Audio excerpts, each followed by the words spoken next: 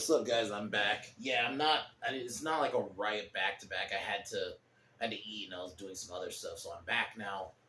But today we're reviewing The Escape Plan, which came out in 2013. This was a movie that I remember seeing the trailers for, just because, like, pretty much it was marketed. Stallone, Schwarzenegger, like the two biggest names, pretty much, of the 80s in terms of action movies. I would almost say movies in general, if I'm being honest, at that time. But yeah, and the concept was interesting. Stallone plays a character named Breslin, who basically his thing is he breaks into maximum security prisons and tries to break out.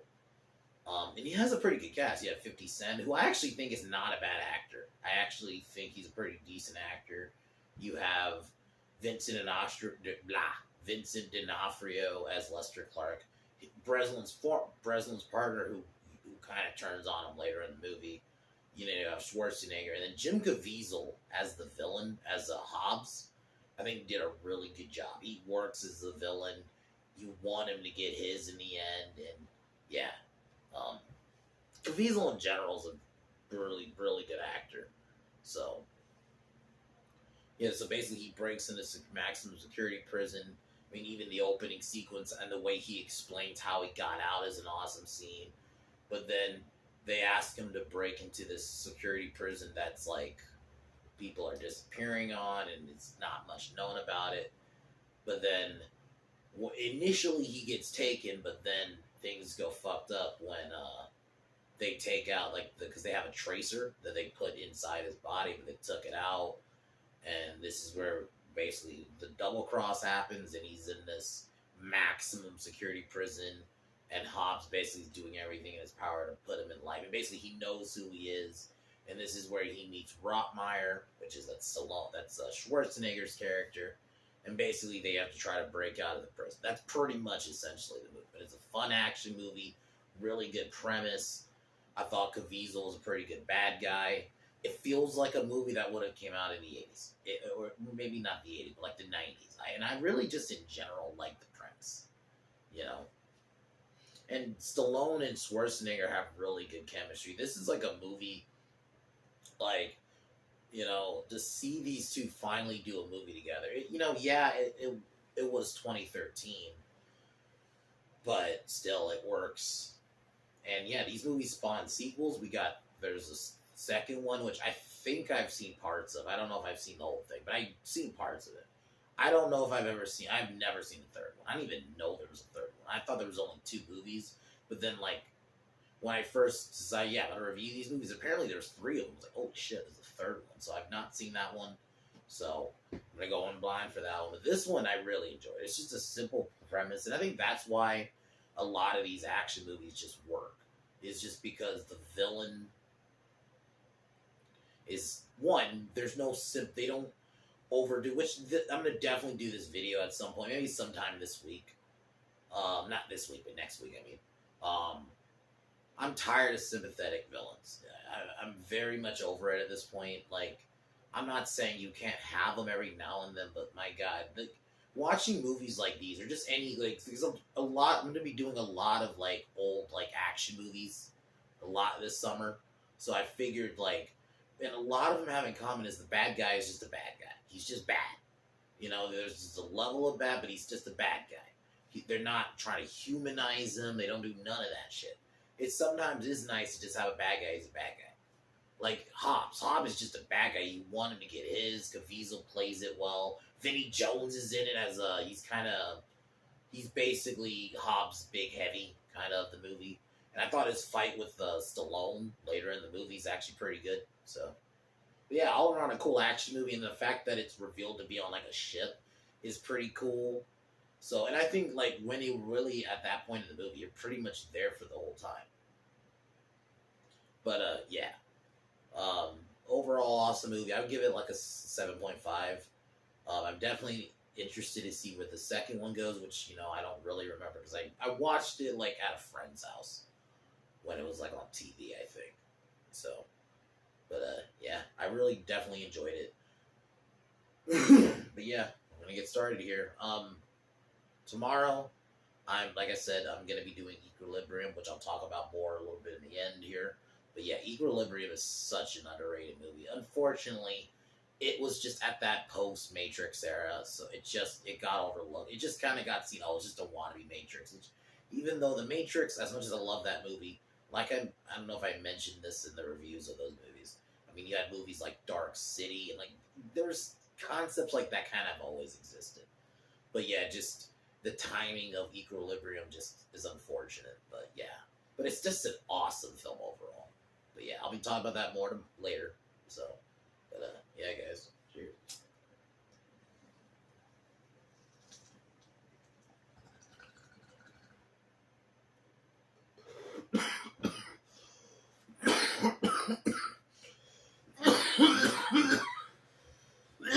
So the movie opens up.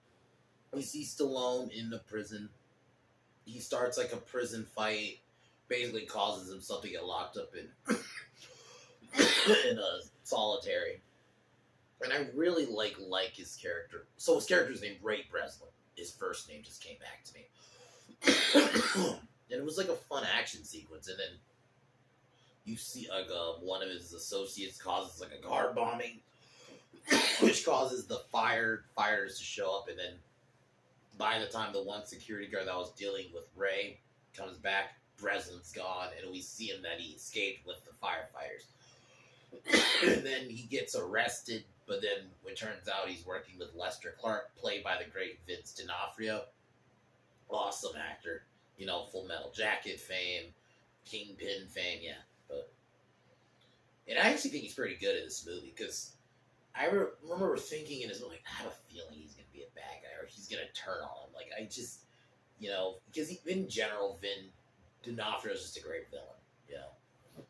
But, it turns out that they work together, and one of his other associates, I don't remember, I hate to say it, but you have Amy Ryan, who I do remember. She's the girl. She was in The Office, and then you had 50 Cent. I'm just gonna go by their actual names. I don't remember the character names. Sorry, but I thought they were pretty cool in this. You know, as side characters, and just in general, the whole premise, like I mentioned, and that we get the reveal that Ray Breslin, the reason he does this, he's testing the breakout, how easy it is to break out of these maximum prisons, because his wife and kid was murdered by a escaped prisoner. Like, I like that story, but I think a lot of my reviews, or at least a lot of my big positive ones I've noticed, for me, is the simplicity. I like simple stuff. Sometimes I'm cool with like cool big ideas, or I guess I'm not gonna say convoluted, but like these big ideas and these stories, these big moving parts. I'm cool with that. But I do just think sometimes simplicity just works. That's why this movie worked to me. It was just, oh, this is about this guy breaking in. There's not a million subplots. It was just him breaking in, and when he gets put in the big prison on the ship, it's about him and I'm just gonna say Schwarzenegger. I forgot his name again. It's like Falkmeyer, and so he works for him, and you see the whole premise is just them trying to break out. Like, I think movies like that where there's not a million subplots, which I'm not saying I'm against subplots, but sometimes it's nice to just, oh, this one story, that's it. But yeah, so basically Clark gives him a job that he wants him to test out this big maximum security prison, and the only difference is they're not going to give him the location. And like, once again, I like how like this world feels lived in. Like, I think that's the thing too about some movies. Sometimes they don't put that extra effort to make it feel like it's been lived in. Like, the fact that all this shit has been happening within this world, and it's only been one movie. Like, I like that shit. It makes it invests me even more, because it's okay. It actually feels lived in. It feels shit's actually happening here, and it's not just, oh, it's just a movie by committee.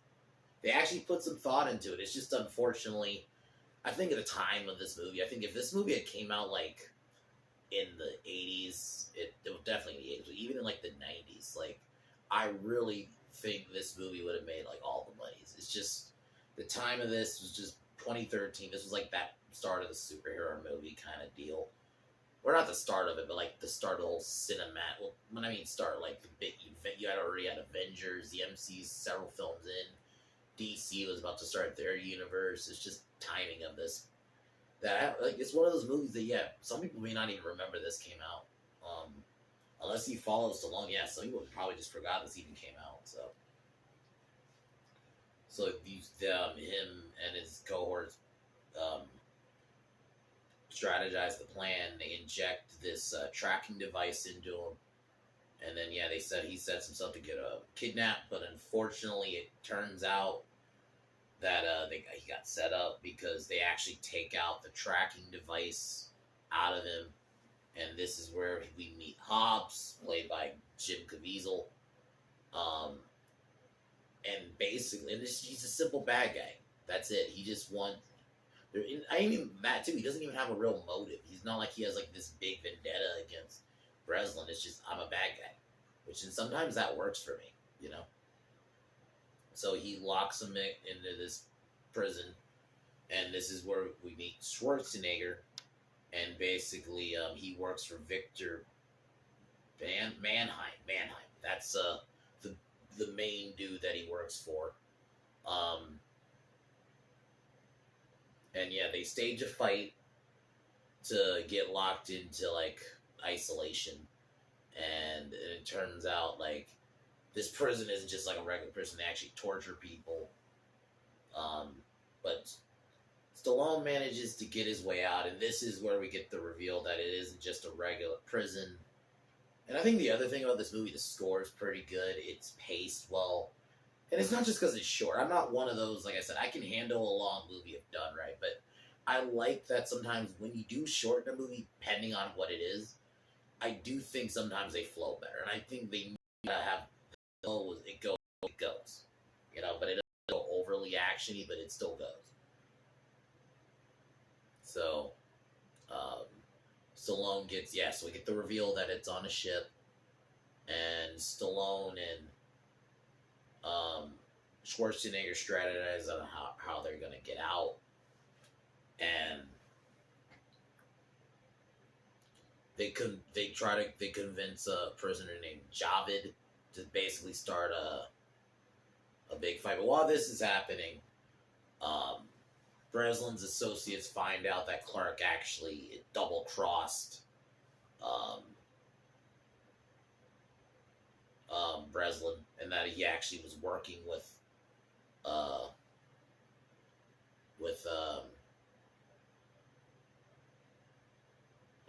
Caviezel. I'm just gonna say Caviezel. My mind went blank. Sorry. He worked with Hobbs, so they worked together. And basically, he had him set up. Then Javid starts a riot, kind of like last time, and it manages to help get Schwarzenegger is able to get a helicopter, and while Stallone tries to get out, we get like a shootout.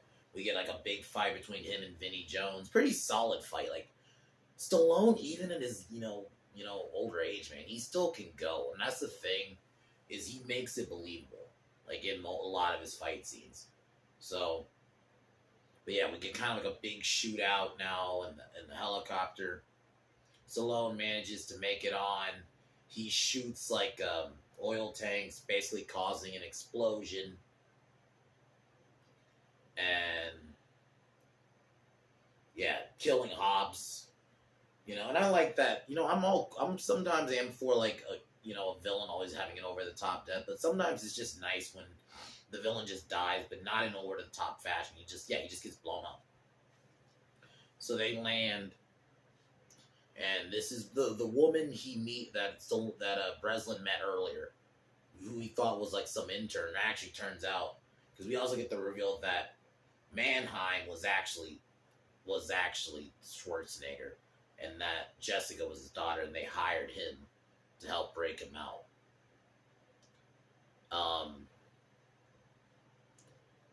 Then later in the movie, Breslin's associates get their revenge on Clark and basically lock him in an inescapable situation, and it kind of and then him and Amy kind of celebrate, and then the film ends. awesome film. I just like simple premise. There's not. I like that there's not a lot of subplots. Like I said, I'm cool with subplots when it fits, but sometimes when the movie just focusing on this main story, like initially you see him break out and you see him do that, and then he gets put in this maximum security prison on a ship. He has to try to him and Mannheim have to try to strategize to get out. It works. And Stallone and Schwarzenegger have really good chemistry. It makes me wish we got a movie with them like together. It's a long ass time ago, but I don't they were both really big at the time, and they probably maybe just couldn't agree on what to do together. So it's one of those things. So, but this is an awesome movie. That's really all I can say about it. Like the story's simple, action's good. The final action set piece is pretty fun. I love that, like when the way that they explain how, and even the scene where he explains how he got out of the first prison is really awesome. Like, you even get like this like kind of like computer generated way of like how of the layout and stuff. That was done great, and I'm happy this definitely got a sequel. So we're gonna watch that next week, and I would give this movie an 8. Solid action flick. Came out unfortunately at a time when really, the superhero movie things were starting to really dominate, and it's also not a major Stallone franchise, so it's one of those, but still a really good movie. I definitely recommend it. If you want a fun Stallone film, watch. Even if you don't necessarily like the sequels, which I haven't watched. I've watched some of the second, but if you don't like those movies, you can just watch it. It can work as a one-off. It really can. He breaks out. There you go. But tomorrow, I'm probably after this stream, I'm gonna be watching.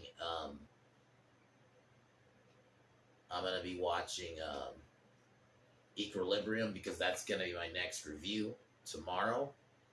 I might do a second video tomorrow. I might talk about the villain thing, because that does bother me. Like, that every villain now has to be sympathetic for some fucking reason. Yeah, so I might talk about that tomorrow, depending on, like, if I have time and shit, yeah. But yeah, definitely gonna be reviewing Equilibrium, though. But yeah, Equilibrium, unfortunately, just came out at a time where, yeah, like I said, it was just looked at as a Matrix, not a ripoff, but, like, it just kind of got overlooked as, like, oh, it's just another Matrix-type movie. But it's really good. The whole just premise in general. And it's also it's Christian Bale, and a really, also just in general, a good cast. Been a little bit since I've watched it, but I definitely cannot wait to review it tomorrow and watch it again. I think the last time I watched it wasn't that long. I think it was like 3 or 4 years ago. I think it was the last time I watched it, but yeah, I'm definitely ready to watch it again. But yeah, guys, I'm gonna cheers one more time, and I'll talk to y'all tomorrow.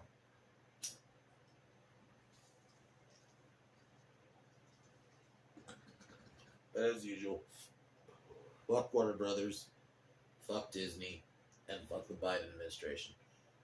Talk to y'all tomorrow. Peace.